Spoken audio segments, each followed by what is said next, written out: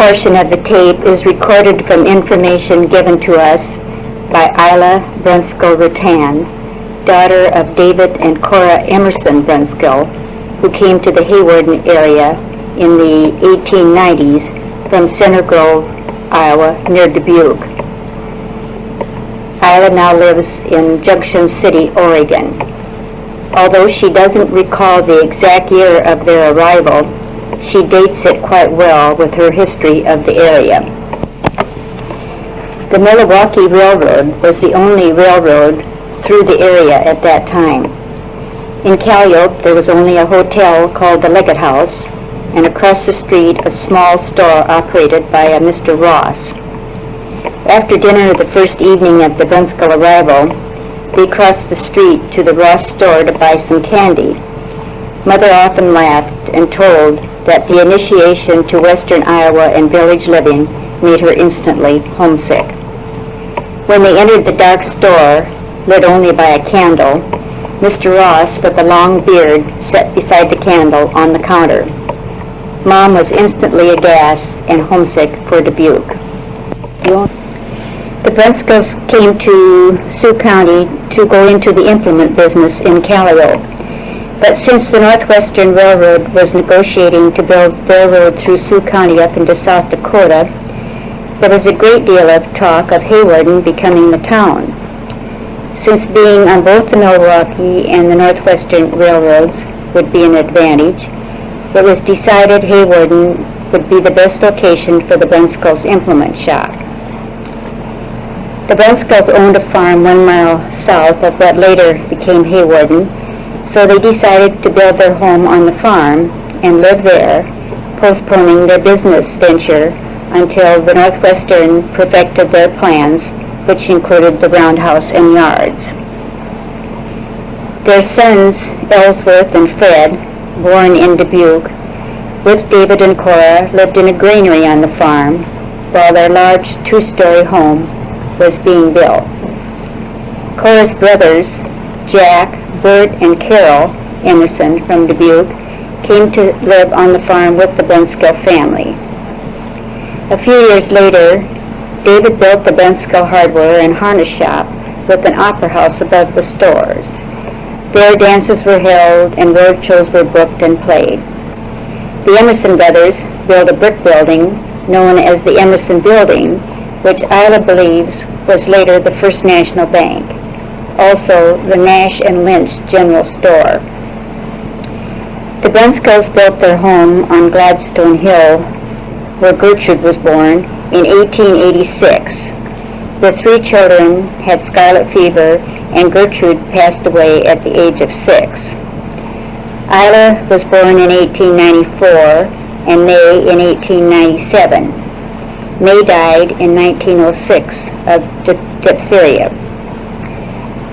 Isla also had diphtheria, but Dr. Quigley, together with her parents, decided to try antitoxin, which was very new at that time, and she recovered. Isla has a story about how Hawarden and Gladstone Hill got their names. At that time, Gladstone was a prominent man in English politics. He lived in Hawarden, England, pronounced Harden in England. Many of the early settlers were English or of English descent, which was true also of early settlers of Lamar's.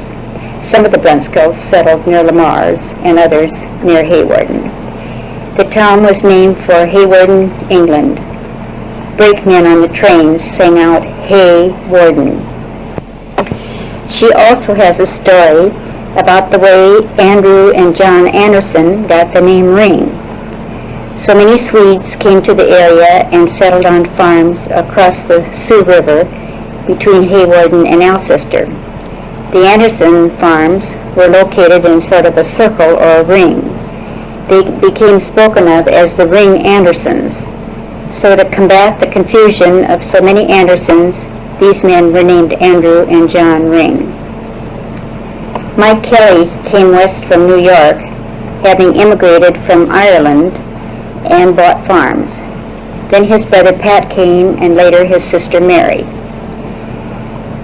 Sometime later, the Sam Rattans came to a farm near Chatsworth. Sam Ruttan joined Griffin and Bader, building many homes in the Hawarden area. Mr. Ruttan did hand-carved grill work. One of the homes they built on Gladstone Hill was for F.B. Watkins of the First National Bank. It is now occupied by Helen and Dick Ball. The old Brunskill home is at 1115 Avenue M and was the first house in Hawarden to have parquet block oak floors. Later, Mrs. Watkins had them laid in her house. Brunskills were the first with a spring wagon, sleigh, bells, a surrey with the fringe on top, and the first telephone. So the keeping ahead, or up with the Joneses, grew at a rapid pace then as of today. Orange City men came by bobsled one cold January night, loaded all county records into their sled, and housed them in Orange City as the county seat, much to the anger of Hawarden citizens. Wesley, Rats Ruttan, nicknamed because early settlers, including the Brunskills, pronounced the name Ruttan. Since he thought Wesley was a sissy name, he liked the nickname and had rats on his football suit. He was also born in Hawarden in 1894 and died in 1943 at the age of 48.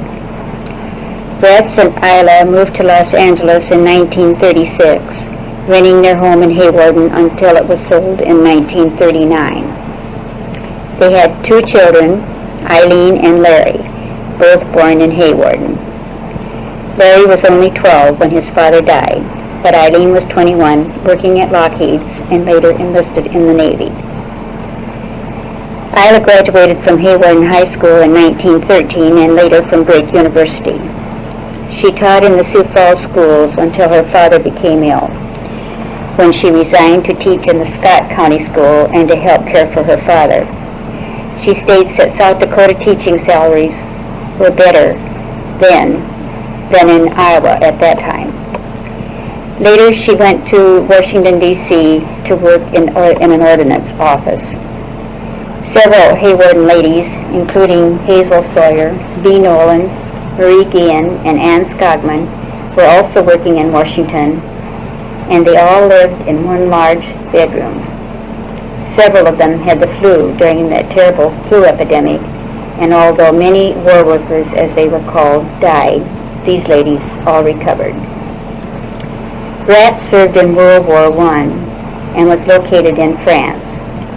They were married in 1920 and lived on the Ruttan farm until the doctor advised them to leave to escape the dust and pollen due to Rat's lung problem. He was gassed in the Argonne Forest battle. Isla celebrated her 87th birthday recently and is in reasonable good health. Obviously, her memory is still good. She states that she was very close to her cousin, Hope Emerson, and actually felt they were more like sisters. Hope was the daughter of Jack Emerson and was born in Hawarden in 1897. She graduated from high school here and later became quite a famous character actress. Isla also recalls her friendship with Ruth Succo, whose father was the congregational minister when they were children. Ruth became a popular and well-known author. She mentions names of other early settlers living south of town, including Wooster and Milne Lumberyard, and the Leafsteads, who were farmers. She also recalls the Hawarden racetrack, which had an access road from the Brunskill farm. Her father kept a racehorse reported to be a descendant of Dan Patch, and later Doc Neal raised racehorses. I'm sure that many more interesting stories of Hawarden history could be forthcoming from Isla, were she close enough for further questioning, but the effort she has made will always be appreciated. The soldiers a chance to get land. The President gave Cutler a letter to present to the First Congress. This resulted in the passage of the Northwest Ordinance of 1787. Cutler was authorized to purchase 1.5 million acres of land north of the Ohio River, including the present states of Ohio, Indiana, Illinois, Wisconsin, and Michigan. If one would go to New York City and visit the building at the corner of Wall Street and Broad Streets near the present Stock Exchange, he would see a statue of Washington, and fastened to the base of the statue a metal plaque with the record of this land purchase. Manasseh Cutler's ancestors were Puritans who landed at Salem, Massachusetts in 1630 under John Winthrop as a governor.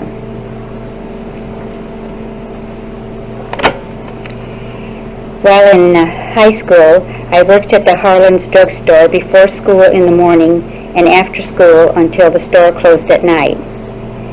After graduating from high school in the class of 1913, I went to Morningside College, earning my way by managing a boarding club for students.